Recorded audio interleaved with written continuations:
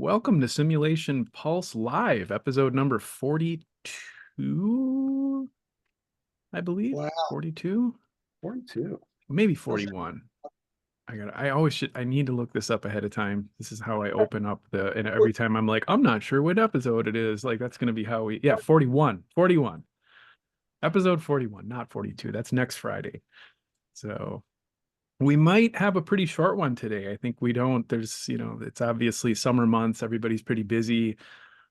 Just one thing I wanted to touch on. Let me just make sure that my attendees open was we just had a fundraiser with a school that's interested in purchasing a Acadicus, and obviously budgets are cut from anybody you talk to.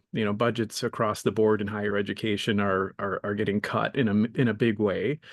And so they decided to have a golf fundraiser. They actually had a live auctioneer that was auctioning off, the hey, blah, blah, blah, blah, that kind of, Wow. auctioneer type thing. And they were able to raise money. And we set up a VR station to show people what we were doing and had a couple of students putting on headsets to show what it was like. And I thought it was just an interesting way to think about funding the purchase of VR simulation software, to Yeah, actually have a barbecue golf fundraiser with an auction to help raise money. So I thought that was kind of interesting.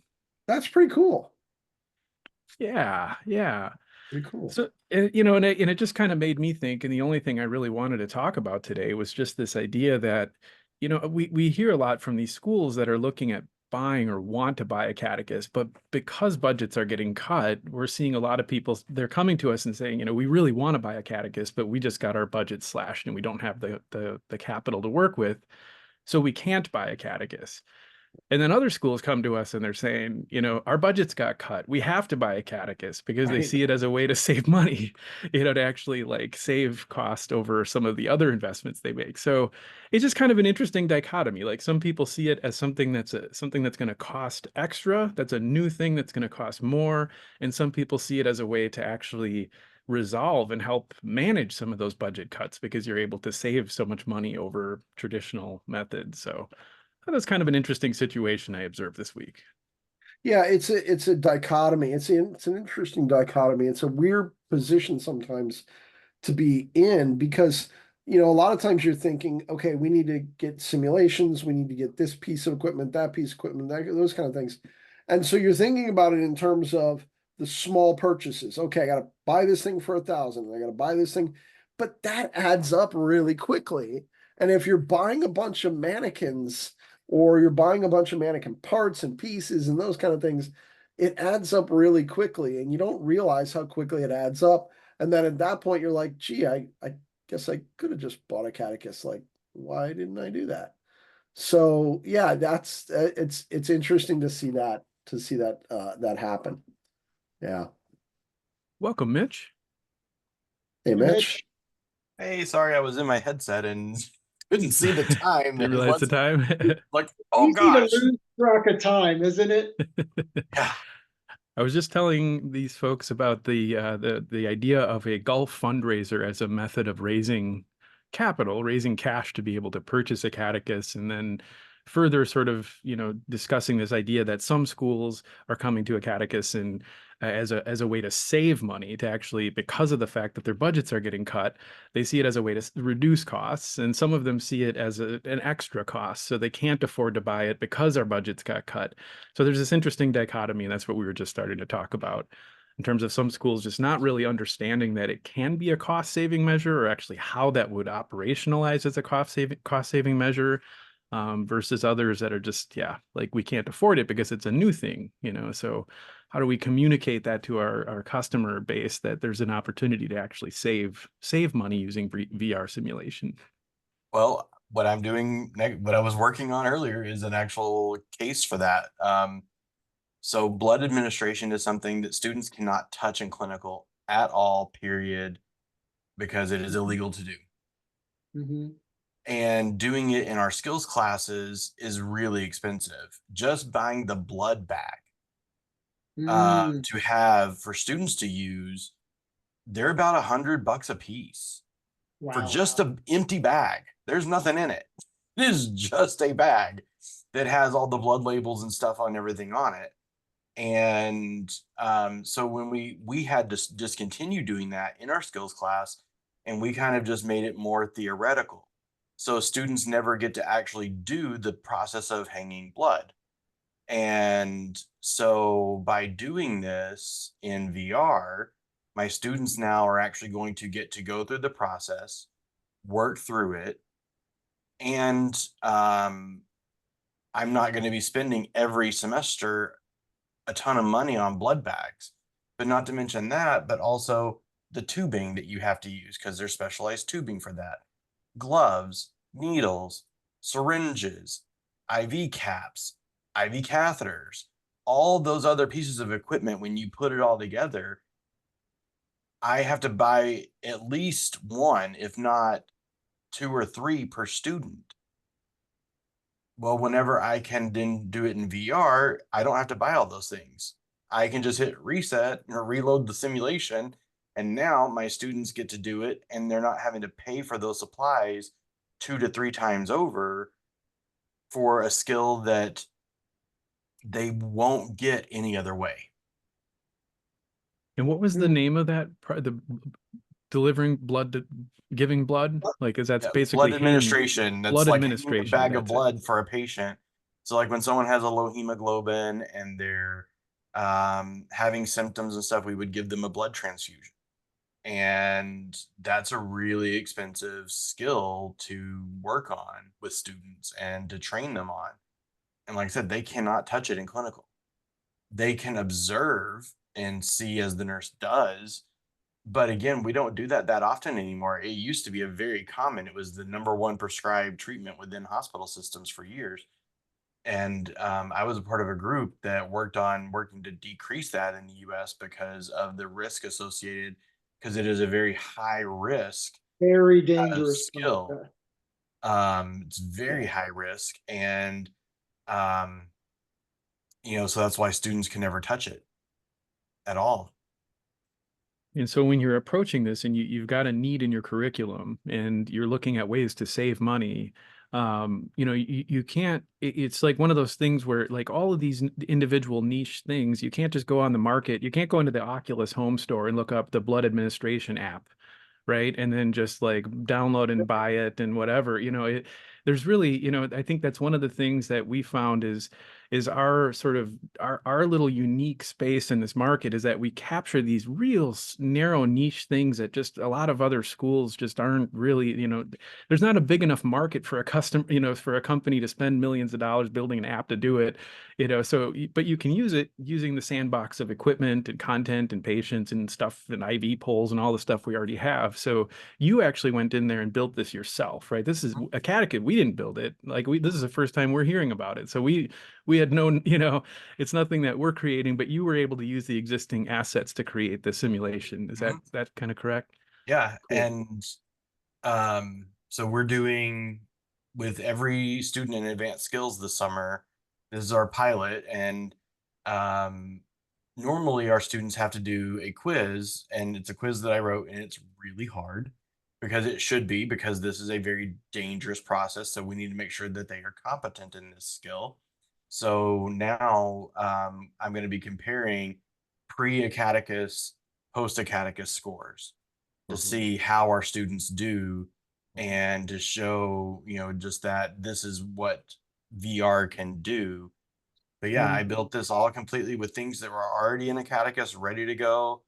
And the other thing is every hospital has its own policies about what you do to hang blood. What are your steps? What are the rules? And so if I went and bought some generic, that said, oh, yeah, we have blood administration, but it's only going to follow a certain set of guidelines. I can't follow the rules and guidelines of my hospital systems that I work with in my area.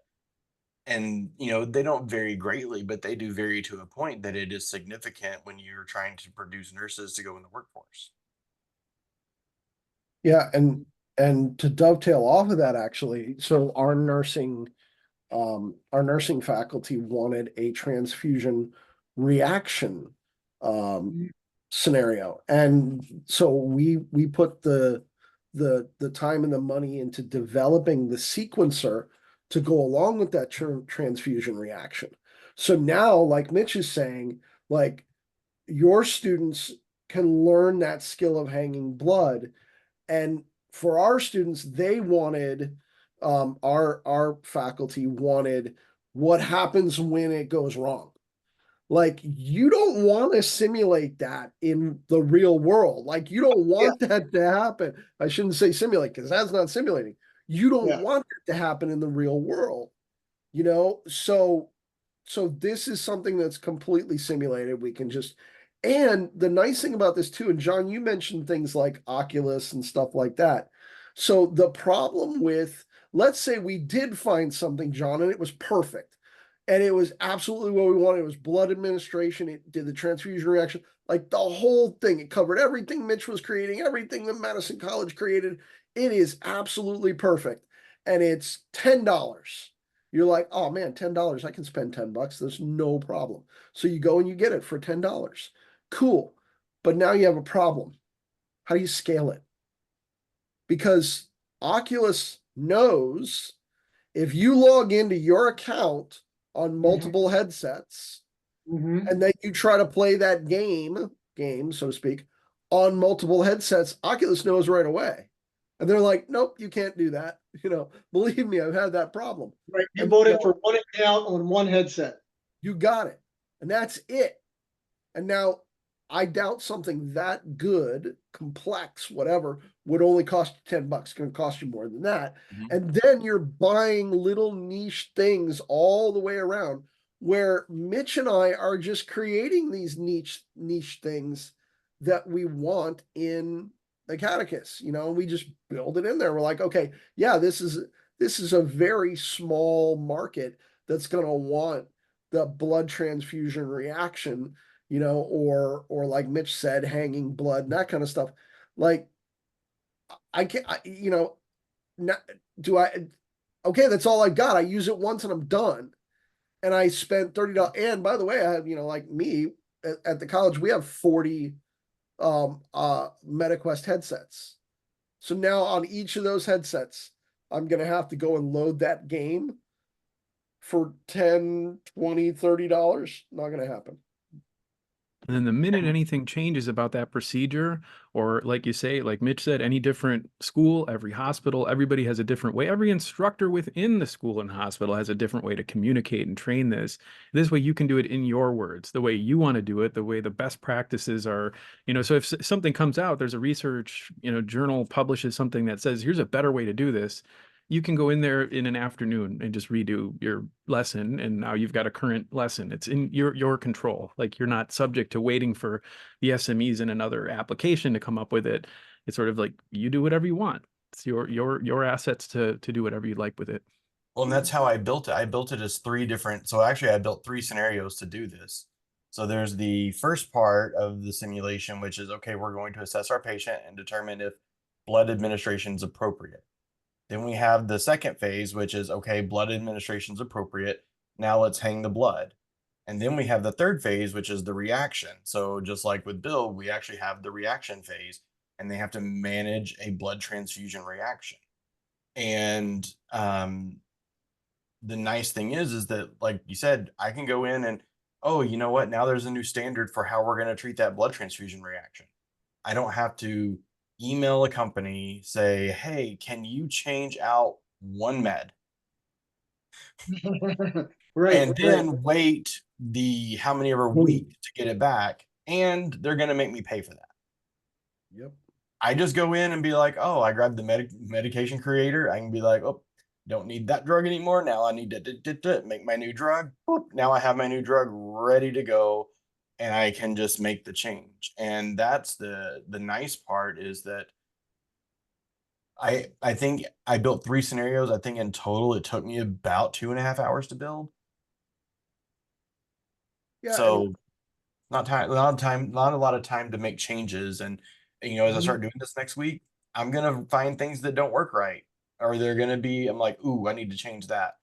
I've been testing it and trying to make sure everything's good, but you know, there's always still gonna be things to tweak for a while.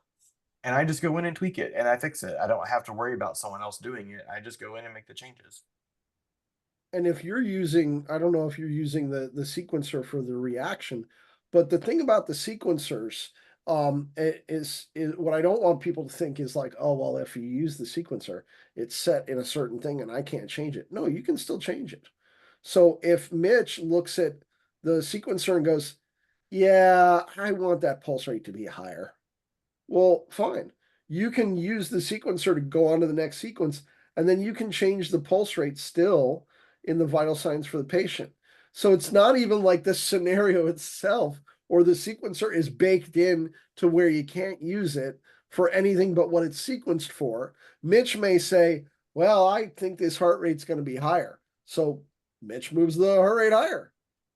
Cool. Mhm. Like, you sort of get to do it your way in there. And that's kind of what's really cool.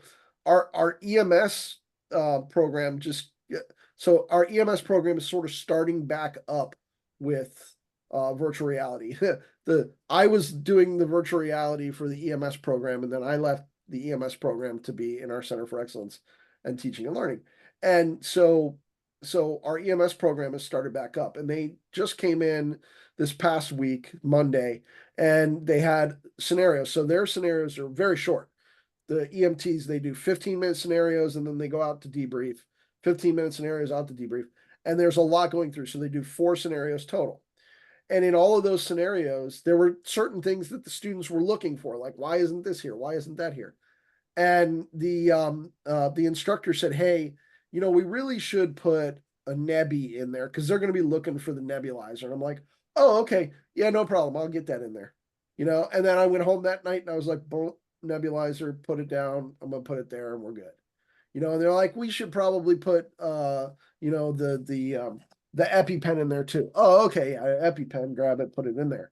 So, and that's just like, I don't have to call John. I don't have to call Stefan. I don't have to call Rick and be like, hey, so I need this, and this. And oh, and by the way, put it over here, and then I'll never be able to move it again, So yeah, so that's it. They said we want this, and this. And I went, okay, no problem. I'll get it set up for you. You know what the hardest part is? Remembering to always go back and hit save. Yes. Yep. There's been numerous times I'll go in and make a change and my brain, I'm so used to auto save on everything anymore that I forget to go in and save. And so I'll go back in and be like, oh my God, it's not there again. Dang. So I go back in, add it, and then I'm like, save, Yeah. save. To change. I know for me, the thing that seems to happen inevitably, right, is you tend to land when you enter a space in the hall and then open a door and go in. And then you do some things and I'll always forget to close the darn door. Save the scene. And then you come back in and you're like, the door's, Yeah, Got to I do close the that too. door. And I'll The do that door. too, like if I'm making a 3D recording, and Yes. then I move something, like I do a 3D recording, and then I go in there and I move something and I hit save, and then I'm like, oh no, I messed it up. Yeah. But usually the fix is easy because you just take it and put it back where it was and then Yeah. hit save again and now you're done. So usually the fix is easy, but yeah, you can get frustrated on that. And I did it very early on when I was making a lot of those videos that I put on TikTok and stuff like that. Very, very early on, I had a lot of that where I would move something or something like that, and I just went, oh no, so Yeah. Yep. Well, and we're a relatively narrow sample size here, right? We've got 2 schools represented, in 2 different, parts of the state. But I wager that, it just so happens that both of these schools are working with blood administration and transfusion, right? You're both working on the same thing. And I don't think that was a coordinated thing like, hey, let's get together and work on this. You're both working on this individually. So with our small sample size, 100% of our sample size is developing this, but obviously not every school is, but I bet there's probably hundreds of schools in the United States alone that are trying to figure out the exact same thing that would benefit from the exact same result, especially if you start measuring the outcomes, which you're working on. You're both in your own ways working on collecting data and measuring the efficacy of it. Once we know that this works and it provides real value and it saves real money, then there's hundreds of schools that need this right now, and they're all trying to figure it out. And part of the shared network is this opportunity to be able to compare notes. And I bet you some of them have somebody on staff that's a blood transfusion expert, that's been doing this for years, and might have their own take on things and spin it in one direction to say, well, one thing we might want to do is XYZ. And so that could eventually sort of expand this beyond, just the schools that are working on it, get it started, but then eventually there's this community effect that I'm hoping starts to happen. Mhm. So that's how real world healthcare is, right? I mean, you're publishing research, you're sharing it in journals, it's a collaborative, open process. There's not a lot of like mine kind of attitude I find in a lot of medical and healthcare education. It's very open and collaborative. And so, yeah, if you guys are both working on this, then I imagine there's probably hundreds of other instructors that are going, how are we going to teach this? I wish there was a way we could save money. I wish there was a way we could do this in VR. And, so eventually we'll get there. Yeah, and Mhm. it was just interesting to hear that Mitch was talking about that, like, blood transfusion and so obviously it's a problem. Obviously it's a problem. Now, I didn't know the extent of the problem. Mitch just enlightened me to the extent of the problem, that it really is hard. Because like I think like for our EMS people, the really hard thing is OB stuff, like getting OB contacts that they have to get. They have to get OB and neonatal contacts. And we can send them to a NICU and that kind of stuff. But there's no guarantee on the amount of But you contacts. don't know what you're gonna get. Sure. Oh, no, and Yeah. and back in '99 when I went through medic, wait, 98, 99, well, whatever, it was a long time ago. When I went through medic, Third day, Bill, back in yeah, the. when I back in the 20th century, when I went through medic, The you late know, like, 1900s. yeah, yeah. So I did have somebody say, "You were born in the 1900s, weren't you?" I'm like, ouch, ouch, that hurts. Yes. Yes, in the 70s too. Ooh. So like when I went through medic school, I had the most wonderful OB nurse ever. And she took me under her wing. She was just fantastic. She taught me everything I needed to know. She explained everything that was going on. She talked to the family for me. I got to see 3 births. I eventually delivered 3 in the field. And I know for a fact that that experience that I had with that OB nurse, and I can't remember her name.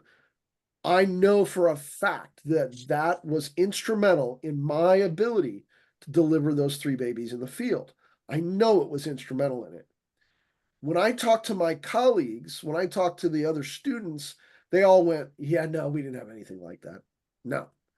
As a matter of fact, we did have births going on that day. They didn't let me know it was happening because they had me sitting in a room watching a video. And I was like, what? Really? That's Yeah. crazy. I really? And I heard a lot of that. Now it wasn't all of them, but I heard a lot of that. And I was like, wow. So that's carried with me throughout my career. And when we were talking about Acadicus, and we were talking about what are we going to develop first, that was one of the first things we went to, because very much like, blood transfusion and that kind of stuff, it's that stuff it can be high complexity, it can be very dangerous, and it's stuff you don't mess around with. And that's one thing you don't want to mess around with, man. You don't want to mess around with, what happens with a childbirth. So that's just it. Like we have that ability to then go, and I just did it today. We had a bunch of nurses come in there doing some sort of I don't know, some sort of a conference or something at Madison College.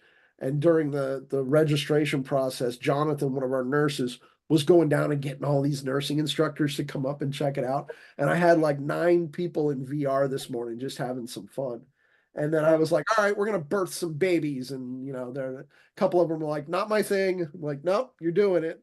So we had some fun with that, and that just that's that kind of ability to use it for all of the stuff that you normally couldn't get done in the field. Can I tell my OB experience from school back in the 80s? Nothing to do with VR, obviously, right? But I just always have to tell this. So I'm in nursing school, local community college. I'm in the same county where I graduated high school. And so I'm on my OB rotation and we're doing postpartum care and we get our assignments, right? And walk in to introduce myself to my patient that day, right? And we know postpartum what we're, supposed to do and check. And I walk in and it is a girl I graduated high school with 2 years earlier. Oh boy. There's like, I went in, I said, "Oh, hi. I just wanted to say hi, hope you're doing okay." Turned around, walked right back out to my instructor, and I said, "I need another patient. There's just no way. I went to high school with this woman. There's no way I can do this." And fortunately, she understood, and I got reassigned. Oh man. Well, like I was in nursing school for my OB rotation. I couldn't get a female patient that would let me go into her birth Yep. because they didn't want a guy in there, Yep. even though their OBGYN was a male physician. But, Right. and that was a challenge because no one would let me be a part of anything. And I understand that if I was having certain things done down in that area, I wouldn't want a bunch of other people around and this, that, and the other. But, Yep. and so being able to provide opportunities that are really hard. I used to manage an operating room. We don't want students in the OR. Every person that is in that space is an infection risk. Mm-hmm. And you get infections in your OR, that is publicly reported data. Anyone can go and look and see what your infection rates in your operating rooms are. And so, operating rooms don't let students come anymore, really. It's really hard. I can just make an Acadicus. Yep. Mm-hmm. Mm-hmm. I mean, one of the things I know we've found out, and I'm sure a lot of other folks did during COVID, right? When we kind of did that lockdown and, we were limiting or restricting visitations and everybody was masking. Yes, COVID was a huge issue, but guess what went down? Flu, nosocomial infections, post-surgical infections, right? We fixed all that other stuff while Yeah. we were so worried about COVID. Yeah. So Yeah. I remember our infection control, we would have a stand up every morning about what was going on. And it was like, well, yeah, COVID's a big problem, but all our other stuff is, way down here. Keep up the good work. Yeah. Look, So, there's no more RSV. We got rid of it. right. Yeah. Yeah, you didn't see that. It's true. It's true. One thing for us, and you mentioning COVID just makes me think of like, John and I in like April or May, it would have been April of 2020, John, where we started talking about we need to set up some EMS simulations. Like our EMS people were not getting respiratory. Like we talk about how it can be hit and miss in some of our OB stuff.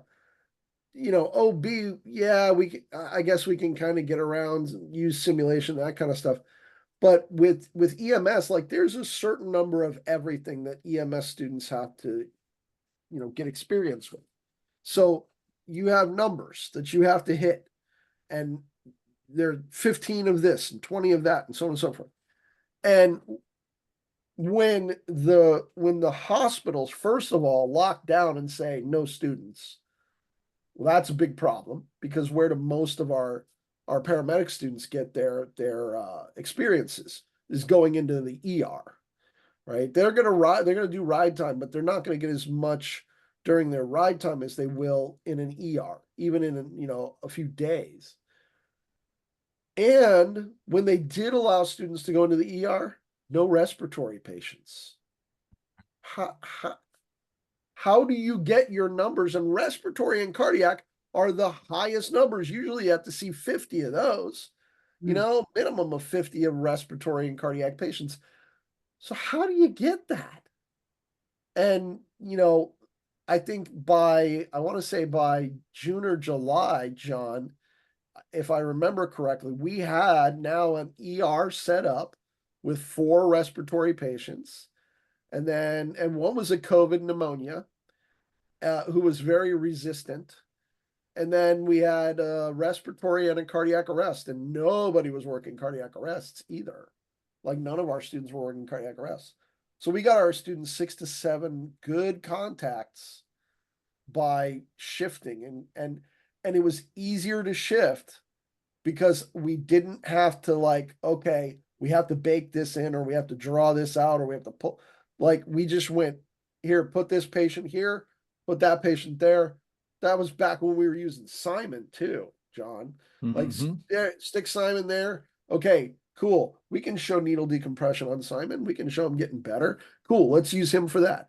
Now let's use, this one for this and this. So, that was the flexibility that, and if you think there's not a possibility of that happening again, I mean, it's out there. There's always that possibility. So I know nobody wants to talk about it, but it's there. It's slowly, we're all kind of, and then what happens when the sim labs are closed down too? It's like, I think there's just a few schools, I think, that really were able to continue doing what would sort of, be consistent with high fidelity simulation. It's facilitated, it's live, it's multiple participants, you're working together collaboratively. It's all these things that we know are so great about simulation. You're still doing it. Sim labs are closed, all the clinical sites are closed, there's no other options, but you just kept rocking and rolling by working with what you had available. And I don't think any of the studies that I'm seeing suggest that there's any sort of, any lower in efficacy in terms of what students are learning. All I ever see is they're learning faster, they're remembering longer, they enjoy it more, they're more engaged. There's only these positive signs. Anybody that does a survey, if they're using VR simulation in their lab, if they're doing any kind of survey and gathering any kind of data, they're finding that it's working better. So here we have a situation, worst case scenario, pandemic comes, shuts down the labs, shuts down the clinical sites, but the students are still getting really good, high quality simulation. Like that's pretty incredible. On the fly, like adapted, like you just came up with it, right? It didn't exist. It didn't exist, but we got together and we're like, we've got this problem. How can we use VR simulation to solve it? And then with a little bit of working together and you working pretty much on your own, just building all these scenes, it's like you were able to just get up and running. Students are back in simulation again. At one point, we even talked about renting out the equipment to the students. If it got bad enough, where they could not at all period come to campus, then we could rent the equipment to the student, allow them to use it at home if we absolutely had to do that. Now we were okay in that we didn't have to do that. And the truth is, even if we were talking pandemic, we can put, the great thing about it is you can put, John can be in room 1, Rick can be in room 2, Mitch can be in room 3, I can be in room 4, and we can be completely isolated from each other, and we can still all be in the same simulation. Yep. That's impactful. So, Well, and there's even a way, so you talk about these things though, but let's say, okay, you need to do birthing. So then you have to buy a birthing simulator. Right. And then, oh wait, now I need one that I can intubate. Oh, now I got to buy that simulator. And the life of a simulator, 3 years, maybe you might get 4 or 5 out of it, maybe. And then you have a brick, a really big, heavy brick. And so when you take even that 5 years at $150,000, and you got to have the service contract because it's gonna break, and so you're gonna have, and those are like 100 grand on top of it almost, if not 80 to 100,000, somewhere in there. So you're talking about over 200 grand for something that's gonna get you 5 years. You're way more expensive than, and then you got to build the room to put it in, computer system, all that. You come out so much cheaper with VR sim. Yeah. Because I don't know what your cost of your lab was, Bill, but I know we got ours done for about 80,000. Yeah. And that's cheaper than a mannequin, even with the 20,000 for Acadicus. Yeah. And that computer will last me 5 years, pretty guaranteed, maybe even 6. And then all I got to do is replace the computers, really. But the software is there, the price is there. Like you're pretty, you're much more consistent in what you're going to get. And Acadicus will do more than birthing a baby. It'll do more than intubation. It'll do more than blood administration. It will do all those things in one. Yeah. So as Yeah. far as cost savings, it's a huge savings. Oh, it's a massive cost savings. And yet it's There's so difficult to try to. I'm sorry, Bill. Yeah, I thought you were. no, there's no doubt. No, sorry, that I'm done. The cost savings, period. There's no doubt. There's no doubt. And yet we time after time, and Rick can attest to this too. It's like schools are just like, we can't afford VR simulation. And really, if we add this all up and put everything on the table to consider the entire picture of it, you can't afford not to, right? I mean, in some ways, it's like, obviously, I'm drinking a lot of the Kool-Aid here. So like I'm the vendor, I get it. But I think it's just really out of an honest appreciation for the value that it provides and wanting to get the word out about it, and I think we all want more people in here working with this because it keeps enriching it for everybody else. But, when we hear schools that are like, yeah, unfortunately, we decided we can't afford to do any VR simulation, that's what hurts the most. If they're going to use some other VR platform, I'm okay with that. I get it. There's a lot of great vendors in the market. There's a lot of amazing software out there. As long as you're doing something to explore the virtual frontier, I think that's a win. But if you just are backing away from it and saying, no, we have all these budget cuts, so we can't afford it, I think that's a misstep. I really do. Because I think you're missing out on an opportunity that's going to put you on a footing that's going to remain competitive for years into the future. And it's only going to continue saving more and more and more money. The more faculty know how to use it, the more students are looking forward to it, the more higher fidelity the headsets are getting. Like, this isn't going away. So the sooner, if you can already get in there now and start saving money, it's only going to continue to be that way into the future. So yeah, just trying to articulate that is really tricky. It's hard to convince people that are watching their budgets get slashed and then say, yeah, you should spend $80,000 and build a VR lab. But it's like, we can see it when you're inside, it's sometimes you can't, yeah, it's hard to figure out how to tell the market how that works. Yeah, and then add on to that the students that are now arriving at your doorstep, like they don't want PowerPoint or, I mean, some of these things, like an example, we just had, I think I mentioned this earlier in the Simpulse, but I'll say it again. We had a, a summer camp at the XR Center. We just did a summer camp for middle schoolers. That was this past week. And then the week before was high schoolers. So the high schoolers came in and I said, okay, how many of you have been in virtual reality, have done things in virtual reality? And half of them raised their hands. And you go, wow, half of them. Like, out of the 10 that were there, 5 of them raised their hands that they had been in VR. Like, wow. The middle schoolers came in. And when we asked the same question, how many of you have been in VR or done games or learning or whatever in VR? Only 1 didn't raise their hand. 9 out of 10 had been in VR. They're coming. They're coming. Okay. They're gonna, like, my son is 13 years old. He's spent a lot of time in VR. My daughter is 11, a lot of time in VR. They are on the way to your program. They're coming. So, and if you think the best time to worry about it is 10 years from now, that bad idea. Bad idea. Kicking the can down the road. Absolutely. Getting started with it now and having the knowledge and then growing with it so that you're ready when my son and my daughter are at your doorstep to learn. And they're going, really? You're going to show me what is a glorified overhead? Like, and you're going to have to battle this thing. You're not going to win.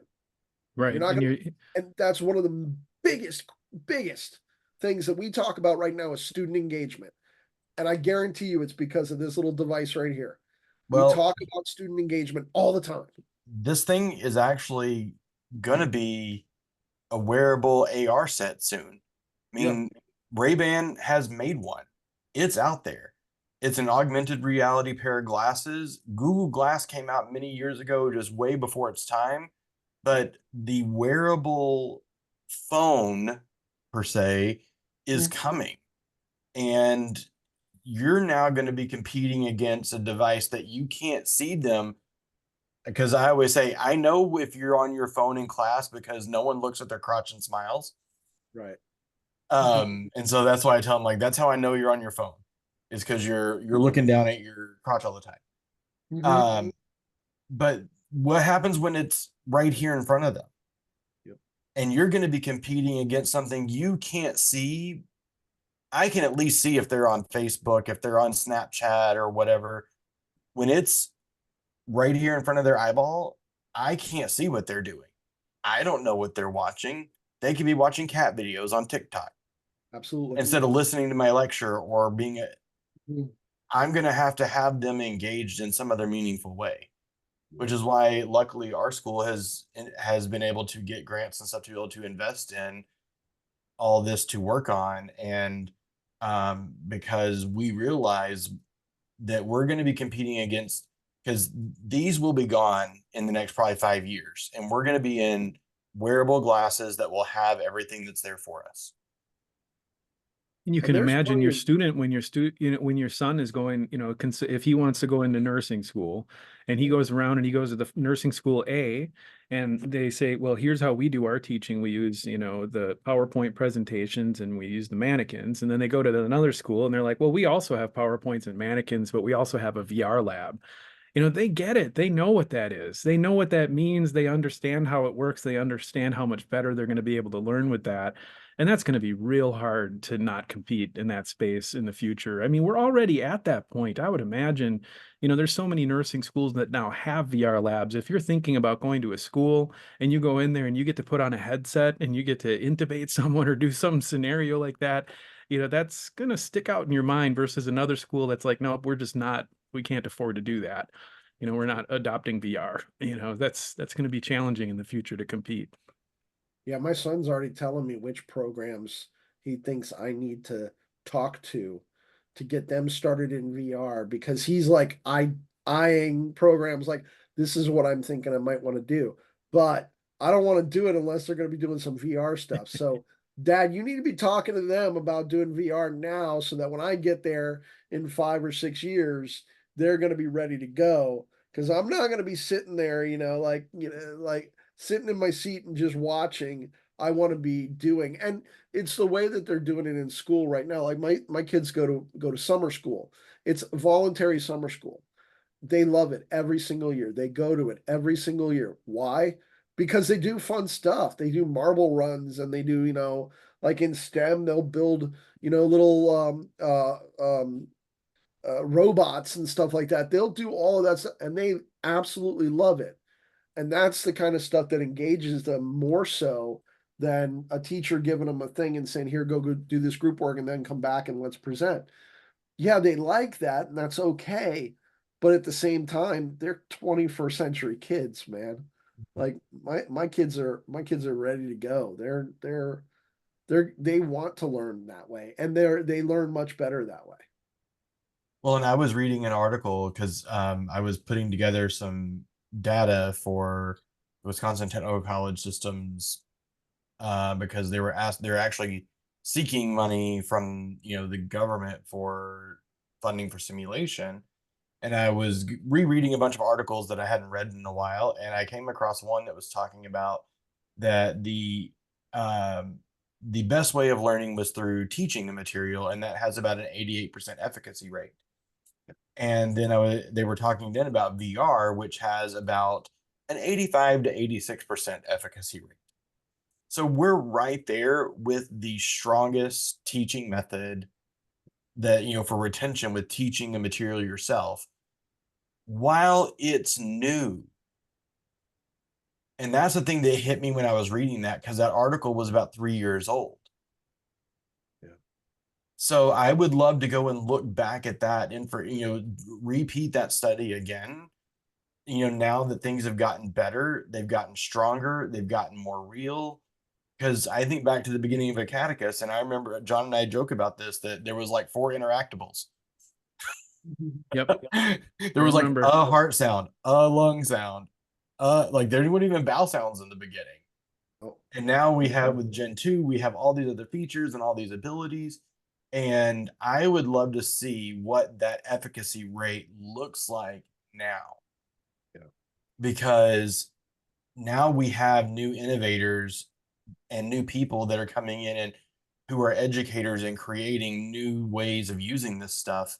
And I'd be really interested to see how that would compare now, because I'm gonna bet we would be able to overtake the teaching it yourself method. Yeah. Yeah, and just imagine if that's the case, and we're looking at all this data that's coming out that has all these promising and sometimes shockingly, effective results. Even if all of it's half true, there's definitely an increase in efficacy. We don't have any doubt there. Anybody that's used this has seen it firsthand with their own, just watching students in there. If that's true, wouldn't we expect that there's going to be a time when these students graduating and going into the field are getting hired and recruited into these positions where if you've been trained using this modality, wouldn't you be a better provider at that point? Wouldn't you be a better professional in the real world if the efficacy is there that this is a more effective way and you are actually learning better and you're going into the field and now you've got deja vu because you've done this in VR a bunch of times? Eventually, I would like to think that the sites that are recruiting students are going to be selecting for the programs that are allowing for the students to do these VR experiences that are going to make them better Mm. providers and professionals in the field. Well, not only that, but you're graduating more, because the national average of students who graduate their nursing program on time is 54%. That Hmm. means Well, 46% of students are delayed by at least one semester because of failing a course, because of having to withdraw something. That means that, if I'm supposed to be in a 2-year program, and then when you allow for up to a 3-year, then meaning students to graduate with an extra year, that number only goes up to 74%. So you're still talking about, even with 2-year programs or a 4-year program and giving it an extra for the 5th year, you're still talking about you're graduating about 75%, 3/4 of those students. What would it mean to the nursing shortage and the healthcare crisis that we're facing if we could graduate another 10 to 15% of those? Yeah, absolutely. And I love what you said about the fact that this is all happening when it's new. Like we're just getting New. started. We haven't even, and like you say, the studies 3 years ago. Sometimes I I brace a little bit when I hear about studies on VR because, you really do hear it's like if it was 3 years ago, it's almost obsolete at this point because it's come so far since then. If you imagine what we did 3 years ago or what any of the VR platforms were doing 3 years ago, it's almost not even worth looking at this point. Maybe there were some lessons learned, but we're in a whole different category now and it's changing every year. It's becoming an entirely different thing and it's evolving so rapidly. And if we're already seeing these results now, like where does this sit 2 years, 3 years, 5 years, 10 years? This is pretty Mhm. exciting, ground zero. Well, that's why Yeah. literature isn't supposed to be used past 5 years old, because things change and evolve so rapidly. So, I mean, you got to think that research is literally nearing its expiration date, technically.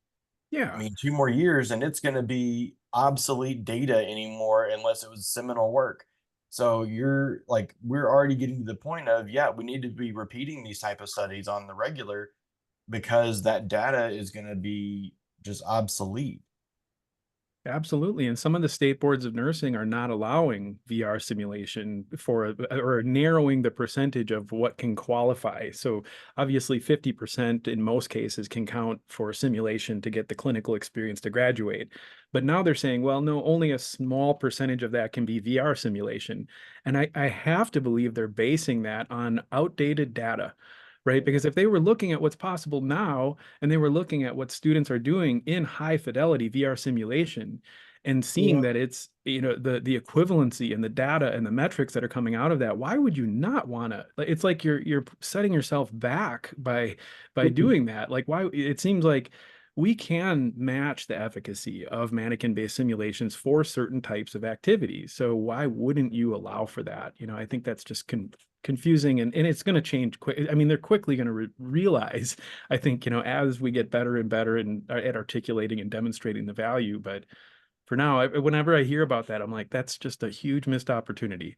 Yeah, in a but you world don't of always have to use, shortages, you know. yeah, but you don't always have to use it just for simulation. Yeah. I take it into my classrooms for theory classes. I take it into my skills classes. I take it into all different kinds of places. I don't just use Acadicus when it comes to simulation.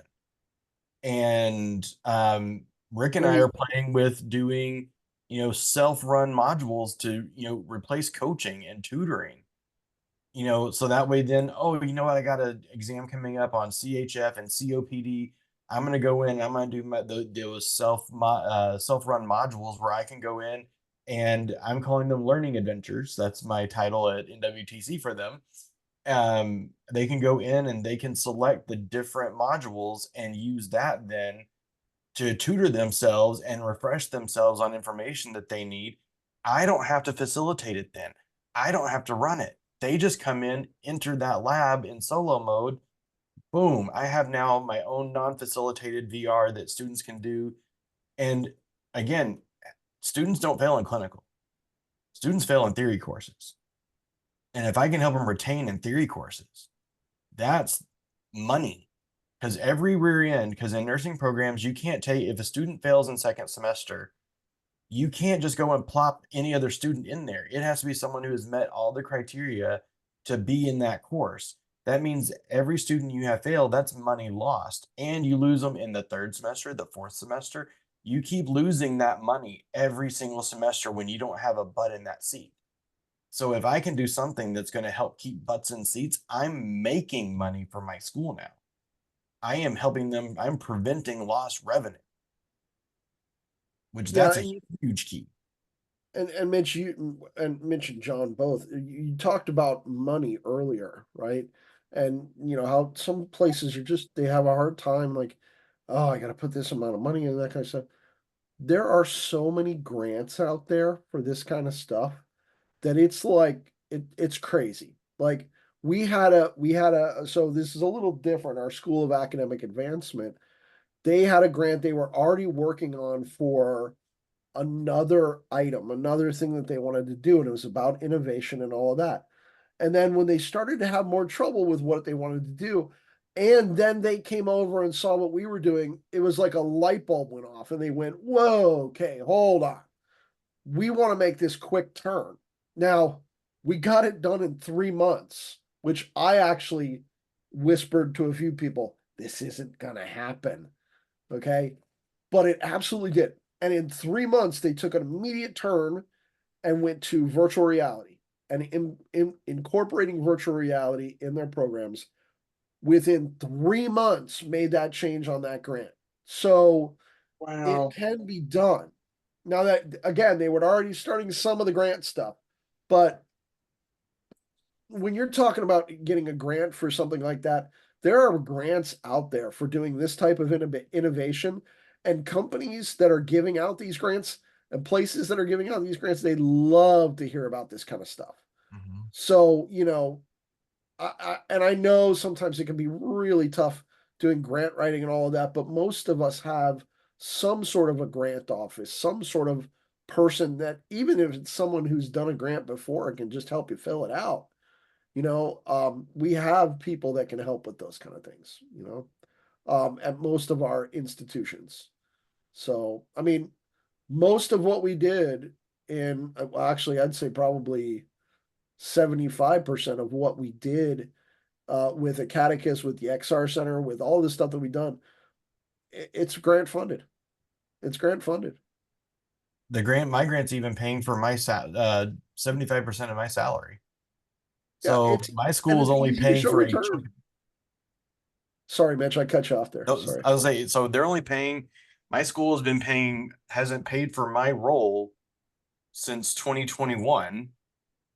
And except for 25% for this past year and a half, because we had two different grants that took care of paying for me while I've been working in simulation, building up simulation, doing all this stuff. And so you don't even have to pay the person that you're getting to be your champion for it. Not horribly hard to find.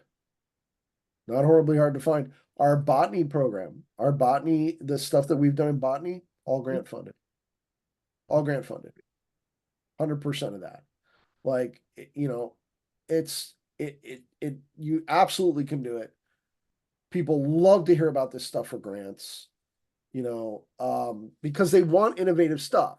If you're like, well, I'm going to make this new PowerPoint, and I'm going to, I really pick on PowerPoint a lot. I'm sorry, Microsoft. I'm sorry. Please don't shut me down. It has its role. It has its place. It does. It does. But if you say I'm going to make this whole new this new, most places are going to go, eh. But if you're like, yeah, so I'm going to do some virtual reality, and I'm going to bring it into my classroom, and I'm going to do that they like that kind of stuff. Well, and Bill, one of the things I like to do with PowerPoint now is use that as a foundation for something to bring into my VR experience. Now right? Because we can do. You have renewed my hope in PowerPoint. I'm with you. I'll do it. That's right. Export PNG, pull it into VR, right? That's it. I can do PowerPoint in VR. Okay, maybe I'm in. Maybe you got me now. So I just did that. I haven't finished recording it yet. But I took my PowerPoint for an instructor. I uploaded it into a hospital room, and she did her lecture in the VR space. Yeah. And I've got to go do this. I've got to screen record it to get it. And I have too many projects going at once to get it done yet, but I'm getting there. But we're going to have the PowerPoint in VR. So students are watching Ricky actually do the care. They're going to hear the lung sounds, hear the heart sounds, hear all those things happening.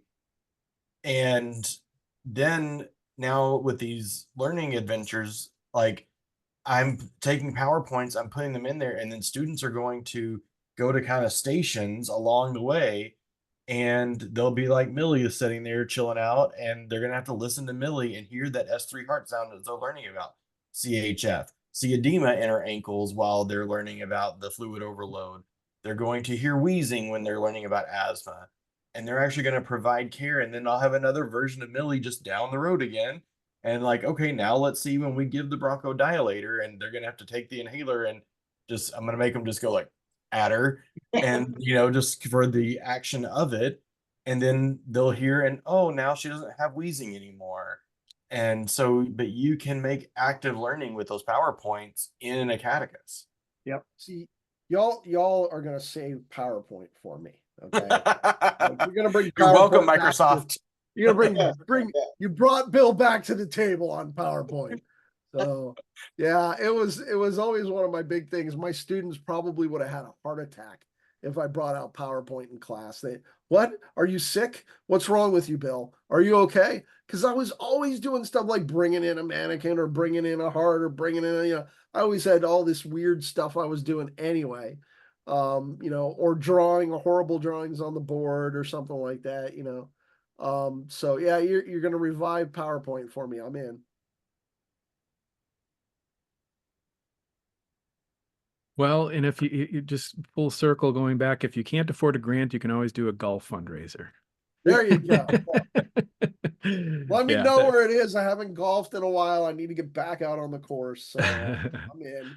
It's a pretty great opportunity. It was surreal in a lot of ways, because the school gave a presentation to the whole group, and I don't know, there was over 100 people in there, and they were just all, having a barbecue dinner and, talking about the value of VR and simulation, and check it out, and here's what we're planning on doing with it, and here's the value that we think it's going to add, and just watching the community sort of like gather around and support this school and say like, yeah, and I even heard I think it was the auctioneer that was joking, like, you want to make sure that you're bidding high enough, because eventually you're going to get sick and you're going to be in the hospital. And these schools are teaching these students that are going to be caring for you. So, this is the time to be generous. You'd like to think that the schools could just afford to do that out of their own budgets. But if you can't, you got to be innovative. And I think a golf fundraiser was a brilliant idea. I love it. If anybody does golf fundraiser, let me know. I'll come to your fundraiser. I will start forwarding you, because we do one every year, and I will forward it to you. Absolutely. Absolutely. When we first got the request, I'm like, well, I don't golf. This isn't going to work. It's like, well, no, they don't want you to golf, John. They want you to set up VR. I can do that. Yeah, I can do that. Yeah, we set it up. It was a beautiful country club. It was a great spot. So it was a good time.